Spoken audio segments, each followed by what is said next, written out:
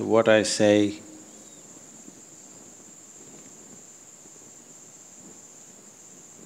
is not intended to hurt you. It's a little technical. I want you to look at it that way, because I can sit here and speak a few words of solace, but that'll not be a solution for you. You'll only feel good for today, and tomorrow morning it'll be the same again. I want you to listen to this carefully. If any of our children die before they're 4 years of age, you will see people will work themselves into pain. Actually, there is no pain. When they say there's no pain, there is emotional pain, there is no wrenching things happening within you. People think this is because it's only a few years. That's not true. You can get attached in a day. It doesn't take 4 years. This is simply because that life is not full-fledged yet.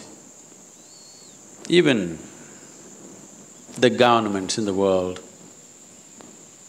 consider, if you have to take the IMR rate, infant mortality rate, you take below 4 years, because it has been a common thing till recently. Now that the medical interference is little too much, otherwise a lot of children would die before they're 4 years of age, without any ailment, lot of them, simply like that, because life is unestablished, not fully established. When it's an infant, when your child is an infant, that is when your contact with the child is big time. By the time he or she is 4, they start running around, they're not with you. You can't hold them, they want to be all over the place, they want to see the world. But before 4 years of age, they're so much with you. In spite of that, physically being connected to them is not so strong, because they are not physically connected to their own body very strongly. So the same has not happened within you very strongly. This is something that most people will say, no, no, no, when my child was 3 months, I was so attached. I know those things. That's why I said this is a little bit technical. Only if you're willing to observe life very carefully, you will know this. Emotionally, if you look at it, on the first day of the child being born, you were very much attached. Even before it's being born, you're attached, isn't it? Physiologically, your connection with the child increases in a dramatic way after the child crosses somewhere between 40 to 48 months.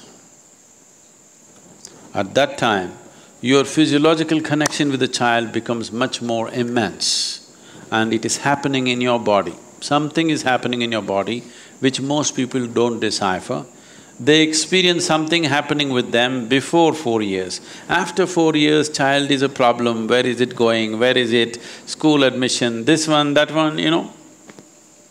Because of other engagements, they miss this experience, otherwise at that time something clicks because that being and that body clicked in approximately 40 to 48 months after its birth.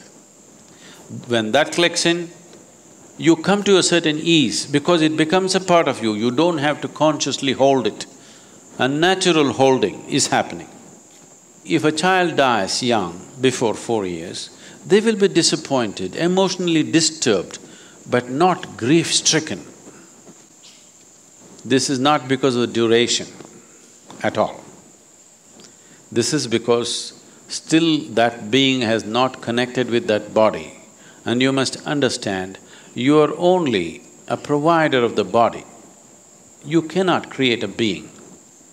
It is not in human hands to create a being. You only provide it a body, you facilitate a body.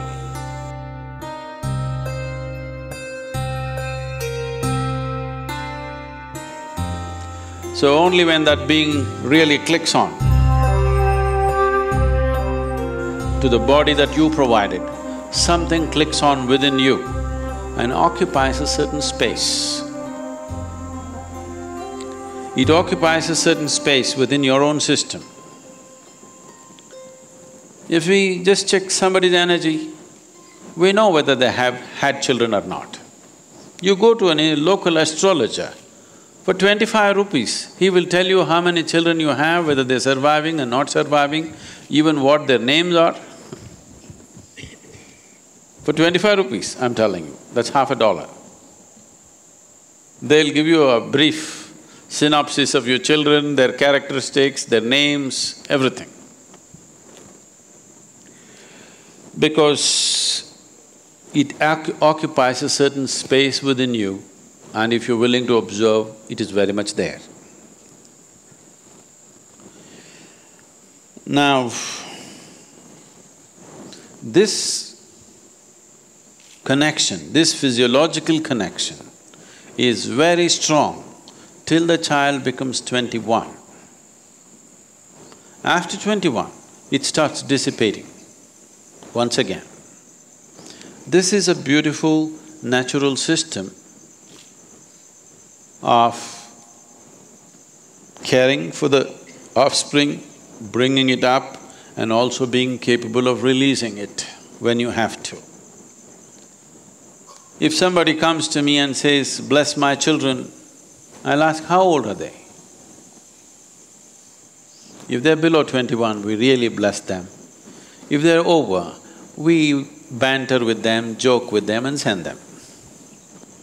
Because it's no use. It's no use blessing you for your children if they're over 21 years of age. We will have to bless them, they're individuals by themselves.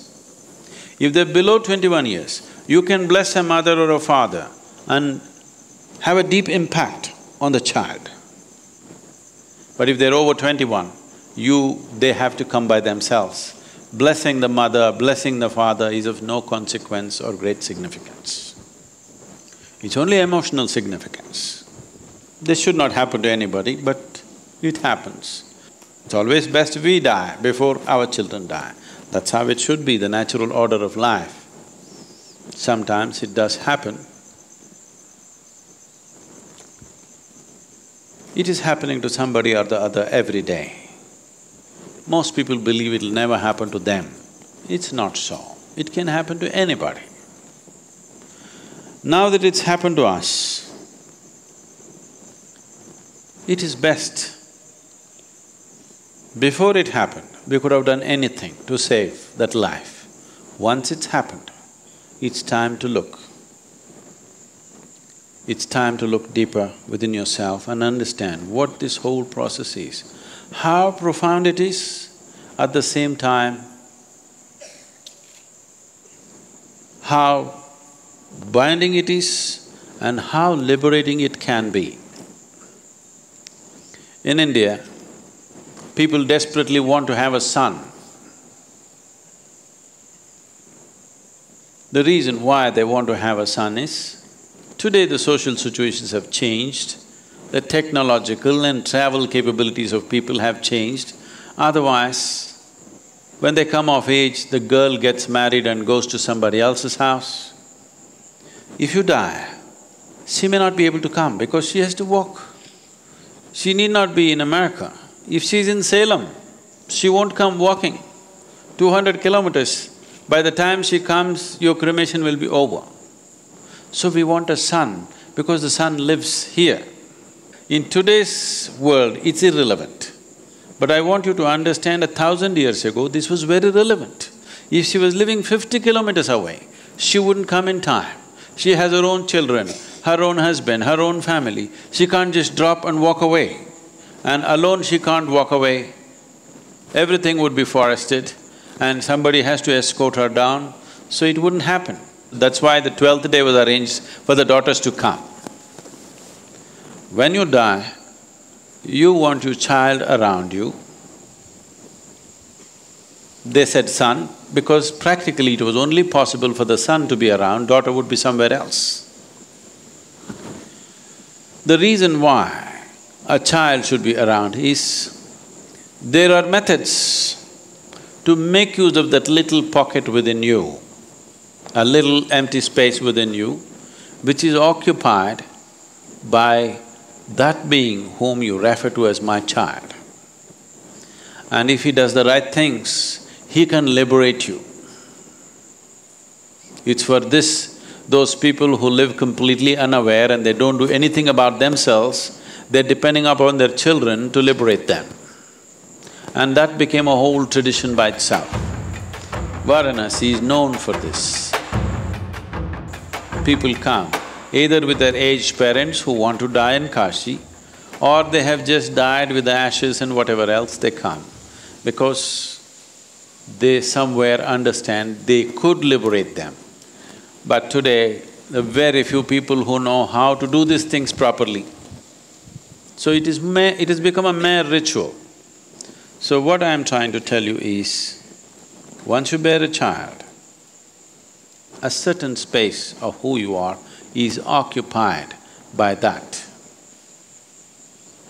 being whom you refer to as your child, because you only provided a body for this being. Because generally people's interaction with each other is only either physical or mental or emotional, and it never goes beyond that. We believe that's everything about that person.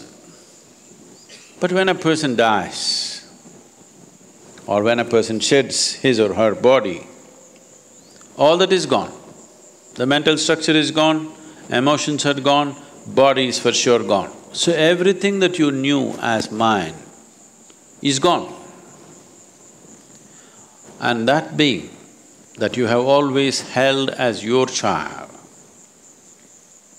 is as much a stranger to you as just about anybody.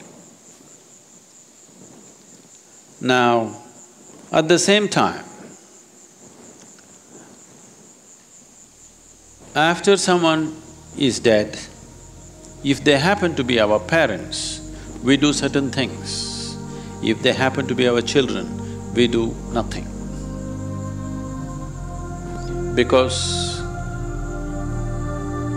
you have a little space occupied by the quality of that being. But they don't have that little space occupied by you. You cannot occupy the future generation.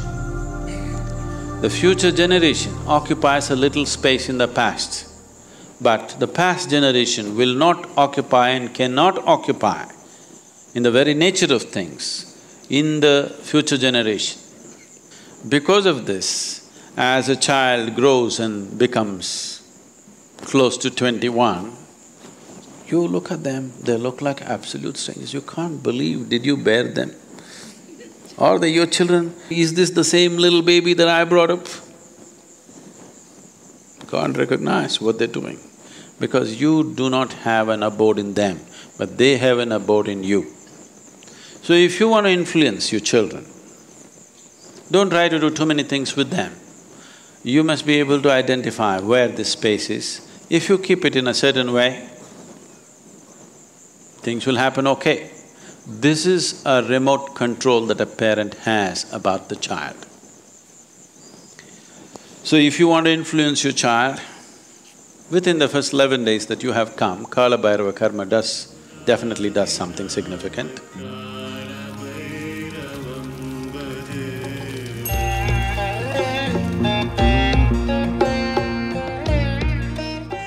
Apart from that, if you want to do anything, your thoughts, your emotions and your actions have no influence over your child, who is no more.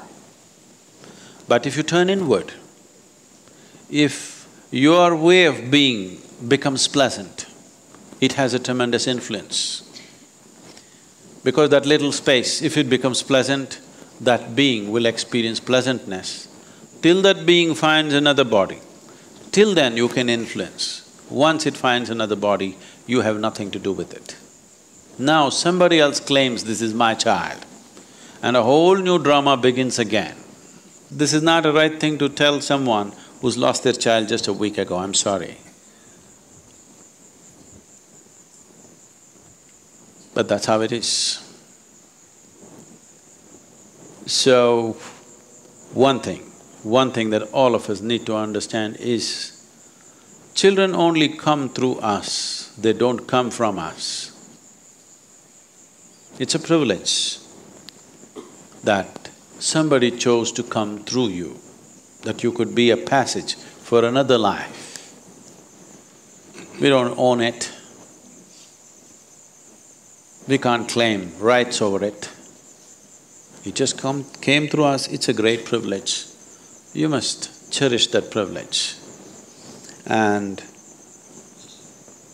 your daughter, from the moment she was born to you, and for some unfortunate reason, whatever has happened, till then, in so many ways, in so many ways,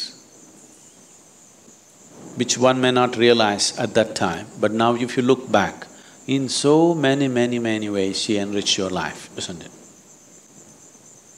You just have to cherish that and if you want to influence her, you make this as pleasant as possible. That's the only way you can influence her. You cannot… if she was your mother, you could influence her in other ways by doing karmas, kriyas and things. But with your child, you cannot do that. The only way you can make it pleasant for that being is to making this being absolutely pleasant, because that little space that being occupied, that quality and that dimension is still connected till it finds another body. Once it finds another body, then it's gone.